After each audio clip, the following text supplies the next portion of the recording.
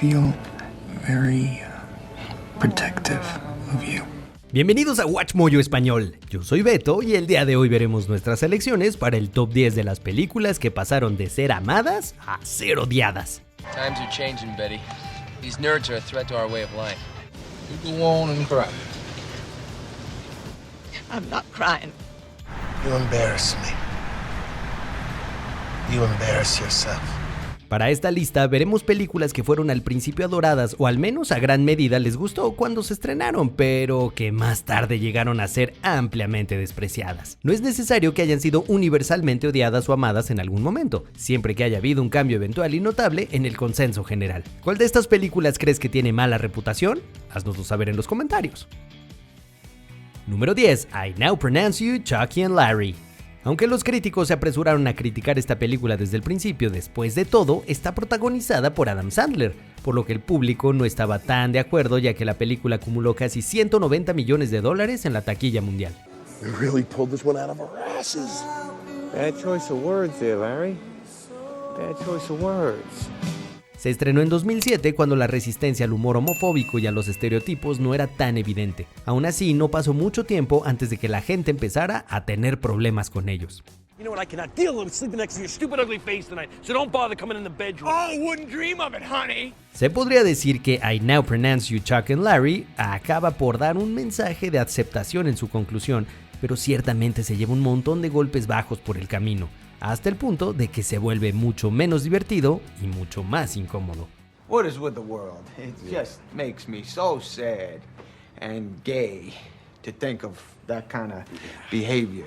Como si la inclusión de caricaturas asiáticas no fuera suficientemente mala. Número 9. American Beauty. I'm sorry. You got the wrong idea. Esta es la primera de las muchas ganadoras del premio a la mejor película de esta lista, pero los problemas con ella no se derivan únicamente de que haya superado a otras contendientes más dignas como The Green Mile. Más bien, entre cualquier número de críticas, desde el estilo hasta el guión, es el contenido inherente a la trama lo que hace que el visionado sea mucho más incómodo hoy en día. Yeah, well, at least I'm not ugly. Yes, you are. And you're boring. And you're totally ordinary. And you know it. Aunque más bien es una pieza de conjunto, se centra en gran medida en Lester Burnham, un padre de los suburbios de mediana edad que se encapricha de la amiga adolescente de su hija, algo que se toma mucho más en serio en la era del movimiento Me Too. Could he be any more pathetic? Si bien la interpretación de Kevin Spacey como Burnham fue alabada por sus matices, las posteriores acusaciones de mala conducta contra el actor en la vida real la tiñen de una inquietante maldad. Número 8. Driving Miss Daisy. Yes, Miss Go back this minute. Miss Daisy, look. Yonder the Piggly Wiggly. See? Otra película que ganó el premio a la mejor película en los premios de la Academia, Driving Miss Daisy, protagonizada por Jessica Tandy y Morgan Freeman, ya era un poco anticuada cuando se estrenó, por lo que se basaba en las viejas relaciones raciales para estructurar sus personajes. Y aunque el argumento no sea un mal punto de partida, muchos hoy en día no encuentran que la película, basada en una obra de teatro, tenga tantos detalles como se pensaba en 1989. I don't need you. I don't want you. And I don't like you saying I'm rich. Well, I won't say it no more. Is that what you and I dare to talk about in the kitchen? No, Miss Daisy, I no. hate this. I hate being discussed behind my back in my own house. Obviamente entendemos que hay un significado histórico en el montaje ya que está ambientada en la década de los 60, pero sin un enfoque más desarrollado en la actualidad, simplemente no resiste la prueba del tiempo para la era moderna. You go on and cry. I'm not crying. Número 7. Revenge of the Nerds. Oh, no! Nerds! Come on, Louis, let's go.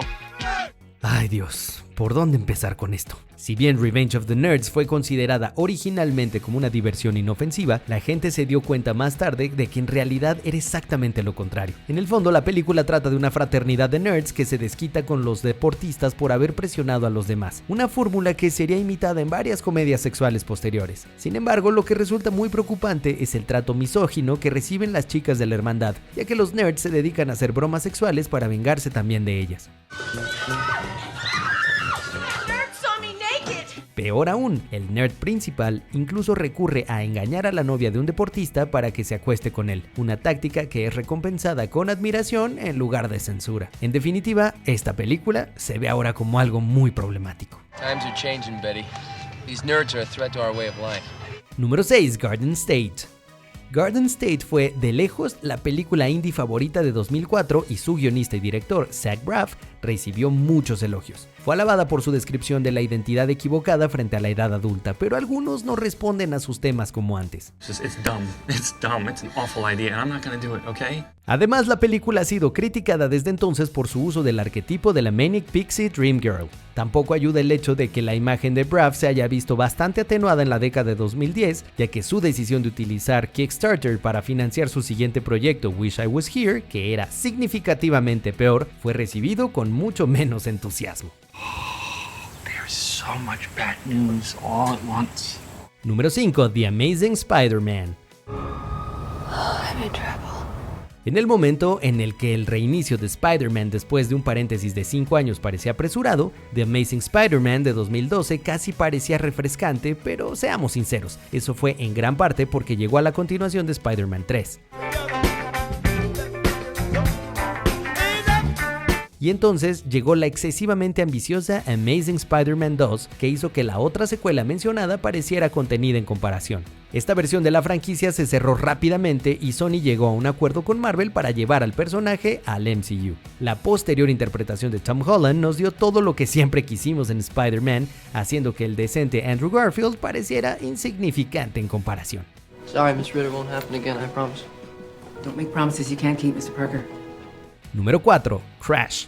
El amor por esta película duró muy poco. Irónicamente, ganar el premio a la mejor película fue probablemente lo peor que le pudo pasar, ya que al vencer a la mucho más merecedora Brokeback Mountain, la gente la puso bajo un lente mucho más pesado. Es cierto que somos conscientes del problema cultural en Los Ángeles, pero la forma en que Crash lo describe es muy dura. You embarrass me. You embarrass yourself. Y lo que es peor, sus interacciones entre razas no dejan de ser inventadas, lo que hace que los momentos que deberían ser más conmovedores o desgarradores resulten falsos. Don't touch me! Don't touch me! Keep away from me! Lady, I'm trying to help you. El reparto hace todo lo posible para apoyar una narrativa tan elevada, pero ningún actor puede disimular los errores de juicio inherentes al guión. Número 3. Shakespeare in Love. Está bien, es la última ganadora del premio a la mejor película, lo juramos. Strangely enough, it all turns out well. How? I don't know. It's a mystery. Francamente, la crítica estaba enamorada de Shakespeare in Love, y el público también pareció aceptarla, ya que demostró ser una fuente de ingresos constante hasta y durante la ceremonia de los Oscar. Sin embargo, todo cambió cuando le arrebató el gran premio a Saving Private Ryan. Sin duda, una de las mejores películas de guerra en la historia. Earn this. Earn it. Al parecer, esto se consiguió gracias a la agresiva y poco amistosa campaña de premios del productor Harvey Weinstein, cuyas controversias posteriores son muy extensas. No hace falta decir que la gente no encuentra Shakespeare in Love tan ingeniosa y encantadora como antes. Take it down stone by stone. I want to plow it into the ground and sown with quicklime. Número 2. Star Wars Episodio 7, El despertar de la fuerza. La expectativa por esta película era irreal, ya que suponía la primera continuación de la saga original en más de 30 años, y la recepción de la misma demostró que la espera había merecido la pena, con la única queja real proveniente de los fans de toda la vida que afirmaban que su historia se aferraba demasiado a una nueva esperanza. Chewie, we're home. Luego llegaron las secuelas y desapareció toda la buena voluntad que quedaba. I'm ending all of this. The tree, the text, the Jedi. I'm gonna burn it down. De acuerdo, no es culpa de una película lo que ocurre en sus continuaciones, pero el hecho es que muchos fans sienten que El último Jedi y El ascenso de Skywalker echaron a perder en gran parte lo que su predecesora dejó establecido. Let the past die. Kill it if you have to. Como resultado, es difícil que esos fans sigan invirtiendo en cualquier cosa que ocurra en el despertar de la fuerza, considerando la decepción que les causó el destino final de la serie en conjunto. People are counting on us. The galaxy is counting on us. Solo, we'll figure it out. We'll use the Force.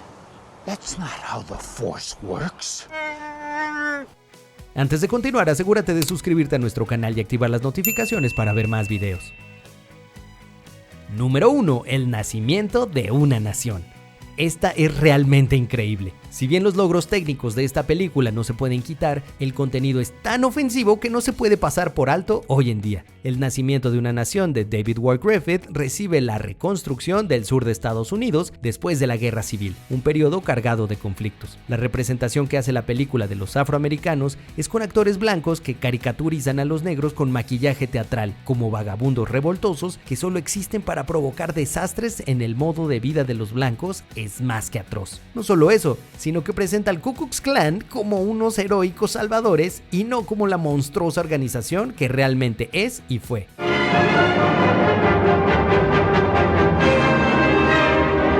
Sí, es un gran avance para el cine, pero es un retroceso en casi todos los demás aspectos. ¿Estás de acuerdo con nuestras selecciones? Echa un vistazo a estos otros videos de WatchMojo Español y asegúrate de suscribirte y activar las notificaciones para ver más videos.